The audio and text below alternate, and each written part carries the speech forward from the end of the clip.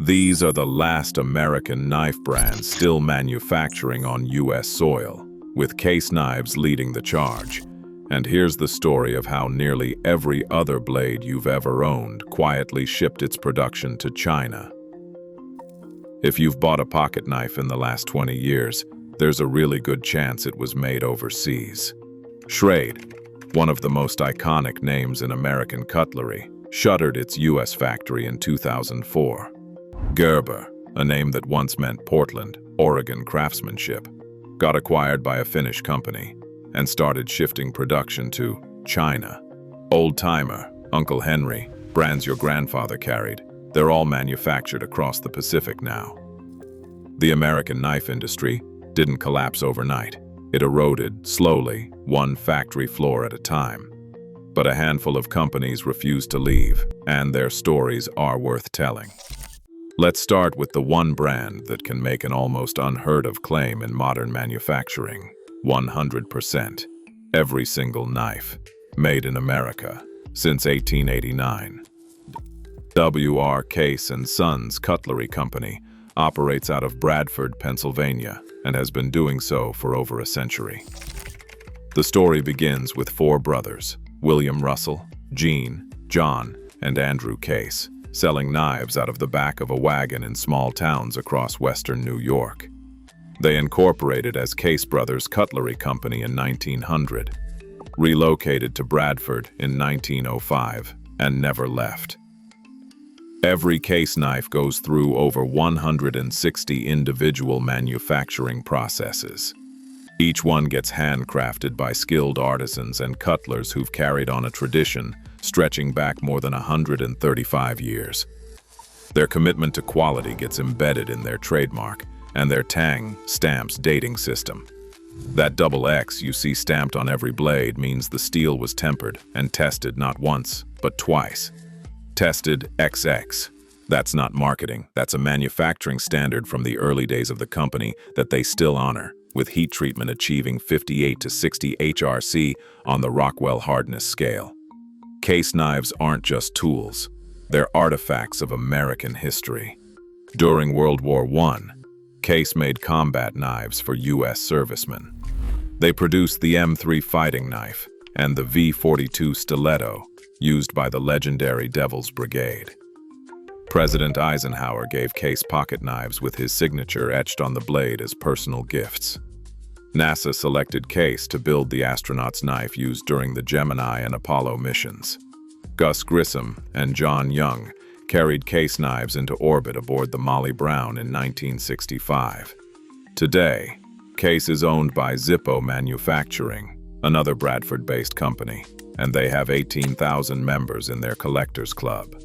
Case knives are the most collected knives in the world, and every single one of them gets made in the same small Pennsylvania town where they've always been made. Now, if Case represents the purest end of American manufacturing, Buck Knives represents something equally admirable, a company that confronted the economic realities of globalization and still chose to keep the vast majority of its work in America. The origin story alone is remarkable.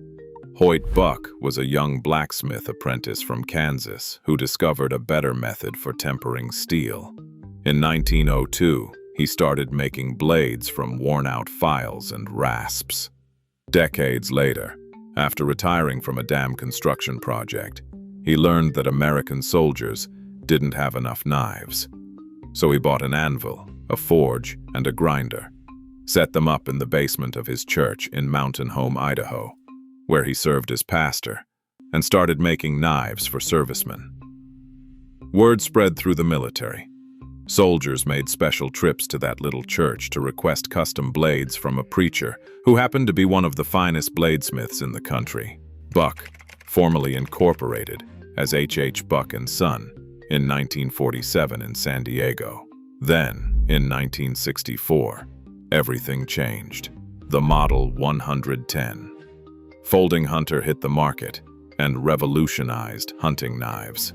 Over 15 million Model 110s have been produced since then, featuring Buck's signature 420 HC steel.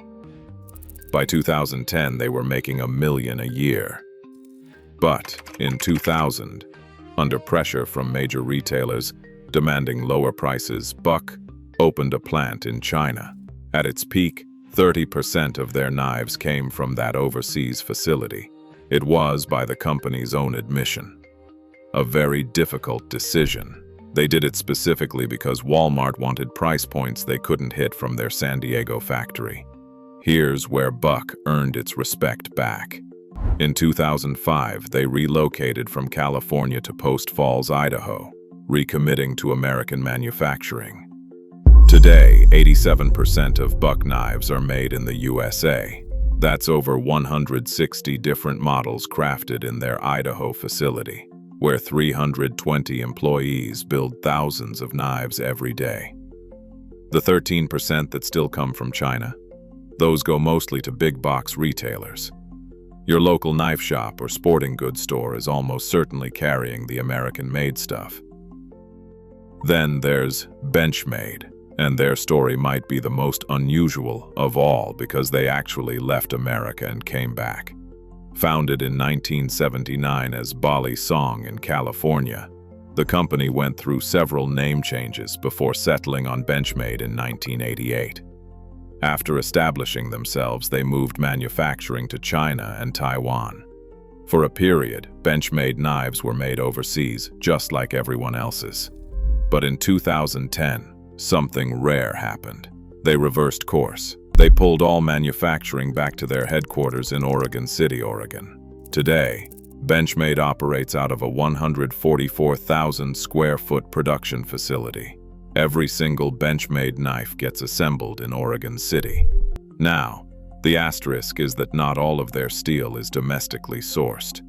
Roughly 52% of Benchmade knives use American steel from companies like Crucible Industries. But the assembly, the craftsmanship, the quality control, that all happens in Oregon. Their product range reflects serious purpose. The blue class for everyday carry, the black class for military, law enforcement, and first responders, the gold class for collectors and limited editions. Their flagship, the Benchmade 940, designed by Warren Osborne, has been one of the most popular everyday carry knives for 20 years running. Featuring S30EV steel, their patented axis lock mechanism, and the kind of slim ergonomic design that disappears in your pocket. Now, I should be honest with you. The title of this video is deliberately provocative. The truth is, there are more than 3 American knife companies still manufacturing domestically. K.A. Barr has been making fixed blades in Olean, New York since 1911. Their fighting knife was adopted by the Marines in 1942 and is still in production. Spyderco builds their flagship folders in Golden, Colorado, using premium steels like CPM S45VN and their innovative compression lock system. Kershaw and Zero Tolerance produce over 1 million knives a year in Tualatin, Oregon. Ontario Knife Company, another major military contractor, continues operations in New York. ESEE, Tops, Chris Reeve Knives. They're all making blades on American soil. But here's the uncomfortable truth that holds this whole story together. China's entry into the World Trade Organization in 2001 fundamentally changed the economics of knife manufacturing. Lower labor costs, government subsidies, improving infrastructure. It created a competitive gap that most American companies simply couldn't overcome. Counterfeits became nearly indistinguishable from genuine American knives. Foreign government-backed knife companies with enormous marketing budgets made it nearly impossible for smaller U.S. makers to compete below $150. Custom knife maker Ernest Emerson put it bluntly. The Chinese strategy inside the knife industry mirrors their approach across all U.S. industries. Break them down, undercut them, put them out of business. And yet, WWII still handcrafts every knife in Bradford, Pennsylvania. Buck still employs 320 people in Post Falls. Benchmade still runs that massive facility in Oregon City. They survived not because they ignored the economics, but because they found customers who understood that where a knife is made matters. That the hands shaping the blade, the standards governing the steel, the community supported by the payroll, these things have value beyond the price tag. The next time you pick up a knife, flip it over. Read the stamp. You might be surprised by what you find, and you might start caring about what it says.